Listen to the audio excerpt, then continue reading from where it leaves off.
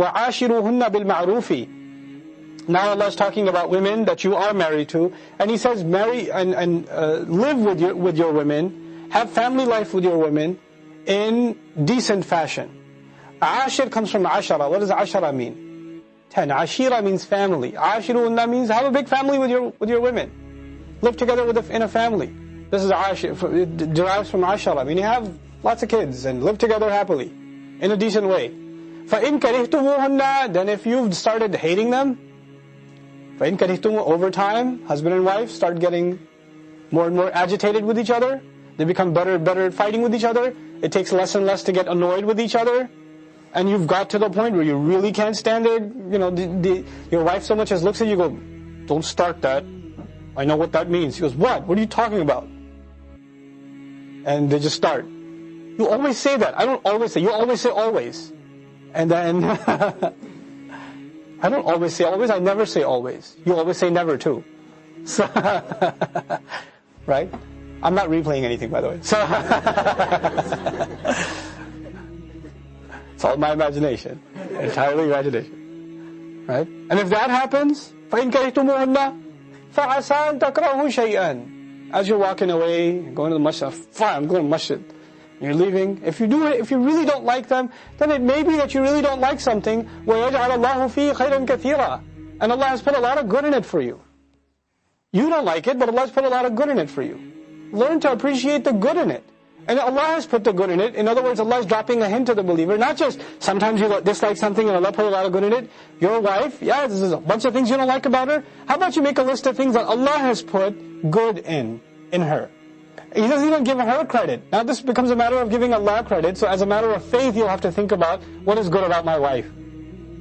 It's not even a matter of what's good about my wife for her sake. Allah said He put khair in her. He put good in her. So it forces us to think, because otherwise a brother might respond, Akhi, I've checked. There's nothing good. I've checked thoroughly. But Allah takes that credit Himself. وَيَجْعَلَ اللَّهُ فِيهِ خَيْرًا كَثِيرًا. Allah would have put something in it, a good thing in it, in the marriage, in her. وَإِنْ أَرَدْتُمُ اسْتِبْدَالَ زَوْجٍ مَكَانَ زَوْجٍ. And if you've made up your mind you want to replace one spouse with another, you want to divorce her, you want to marry somebody else, وَآتَيْتُمْ إِحْدَاهُنَّ قِنْطَارًا. And you had given to one of them a huge piles of what? When you loved her, you bought her everything, you put the account in her name, you did this and that, the house in her name, everything was in her name, because you love her so much, you're going to be with her till you die, etc., until you start hating her, and now you say, oh my God, everything's in her name. فَلَا تَأْخُذُوا مِنْهُ شَيْئًا. Don't you touch anything from it, don't take anything from it at all. لَا تَأْخُذُوا مِنْهُ شَيْئًا. Allah said, لَا تَأْخُذُوا شَيْئًا. Don't take anything. Don't even take from it anything, not even a portion of something. Don't even take a part of it. Nothing. أَتَأْخُذُونَهُ بُهْتَانًا. Like one day you're piling up all her jewelry and in a bag. He said, what are you doing? Well, this is when I loved you. Now I don't love you, so I'm taking a love refund. Right? Right? Allah says, أَتَأْخُذُونَهُ بُهْتَانًا. Are you taking for yourselves a clear, open, serious allegation? In other words, she will be making that allegation against you on Judgment Day and it will stick. That is an absolute case against you. وَإِثْمًا مُبِينًا. And an open, clear sin. There's not even, it could be argued, well, you don't know what she did. No. إِثْمًا مُبِينًا. There's no argument. It's clearly a sin. There is no other way of looking at it. وَكَيْفَ تَأْخُذُونَهُ. And how dare you're going to take it? How are you going to take it? وَقَدْ أَفْضَى بَعْضُكُمْ إِلَى بَعْضٍ. And you have been in contact with one another, meaning you would have had intimacy with one another. أَفَضَى comes from fida, which means air. أَفَضَى or أَفْضَى إِلَى فُلَانٍ means he went to somebody. Also means he went to somebody and shared close breath with him, meaning he shared secrets with him.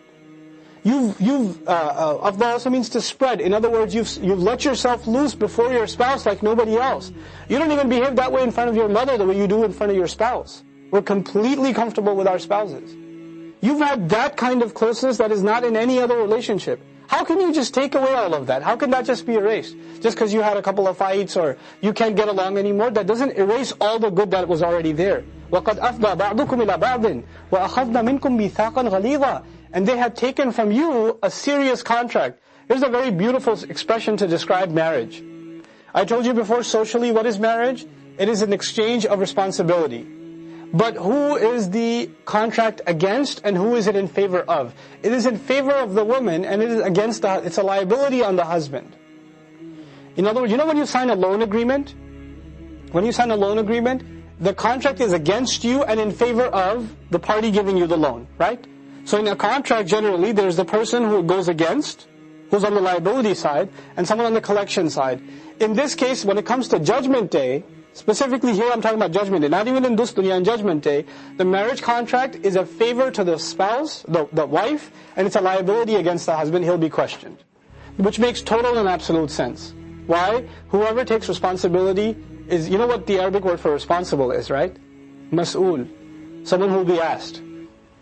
If you've transfer of responsibility means you're the responsible party, you're the liable party. فَأَقَدْ أَخَذْنَا مِنْكُمْ. They have taken from you مِيثَاقًا غَلِيظًا, an intense, a severe covenant in which you are responsible. They've taken it from you. They're in the advantageous position. How dare you take their money then? If this contract has come to an end, you really want to put yourself in that position? وَأَخَذْنَا مِنْكُمْ مِيثَاقًا غَلِيظًا. I don't fail to mention, it's critical that we mention actually, that this contract between husband and wife is described as مِيثَاقًا غَلِيظًا. Mithaq, I've mentioned before, when both parties are equally aware of all the provisions, which is what needs to be clear in a marriage contract too. But مِيثَاقًا غَلِيظًا, a specific adjective, intense, strong, tough, unbreakable, not budging. That's what ghalidh is. It's the contract. This term is used to describe when Allah took a contract from prophets that they will deliver the message. That exact wording, mithaqan ghalidha, is used. Now that's being used to describe the contract between husband and wife. Imagine how seriously this contract is taken with Allah. That one shouldn't mess around when it comes to this agreement. The real way you'll have taqwa of Allah is when you have taqwa of relationships. I told you this is the surah that lays the foundations for social justice, social principles in Islam. And the fundamental social principle is all of society, the basic unit of society is the family. And the foundation of society is the womb of the mother. So that relationship has to be respected first and foremost and in the highest form. Inna Allaha kana alaykum raqiba. No doubt Allah has always been, the translation says, ever watchful over you. Raqiba, raqaba is the back of the neck. Raqib is someone who holds the back of your neck. Like when you're walking with an animal that tends to go everywhere, your goat is a little wild. So what do? You grab the back of the neck and you walk with it. So every time it thinks about taking a turn, you hold it straight and you walk it that way. I've actually even seen in the mall some people walk around with their kids with a leash. Right? They do that.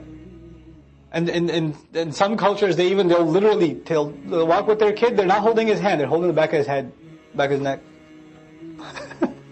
So especially when they walk by the toy store, keep his neck turned the other way, like, he keeps going. Right? This is raqib. Now imagine this image. Be fearful of Allah. Allah has always had His hand on your neck. He's always been like this over you. SubhanAllah. That's the point of the statement is to instill fear. The point of it is to instill, look, you don't think you're free reign, that you're free to go. And by the way, just to put this in some personal perspective, there's so many implications of how this principle applies. But one aspect of personal perspective, our mothers. When I'm little, I can't eat without her. I can't go to sleep without her. I depend on her for everything. Then I become 15, 16. And mom says, come home and have dinner. No, mom, I'm going to go eat with my friends. I'll come home later. And you get older and older and more separated from your mother. And the time comes you get married. And she calls you and you send her the voicemail. And then the time comes where when you visit her, you just go for saying salam and maybe a little later and you start getting uncomfortable. Mom, I'll talk to you later, I gotta go. You don't want to spend any time with her. Right? That same relationship. You feel like your neck has been released. You could go do whatever you want. You don't need mom anymore. She's not that important anymore. I needed her when I was little. Now, we don't see eye to eye. She doesn't understand. She's always upset, etc., etc. Allah says, whether you think you're free or not, you're not free. You're not, and respect the womb. Wal arham. Inna Allaha kana alaykum raqiba. Now, respecting the womb, what does it manifest itself in? like practically, وَآتُوا الْيَتَامَى أَمْوَالَهُمْ. Give orphans their money. Immediately. The social manifestation beyond your own family, because you respect the womb, you will take care of those who have lost that relationship. The people who lost the connection of the womb. The mom passed away, the dad passed away. So you'll take care of the yatama. The two groups of people that are mentioned in the beginning of the surah are women and orphans and women.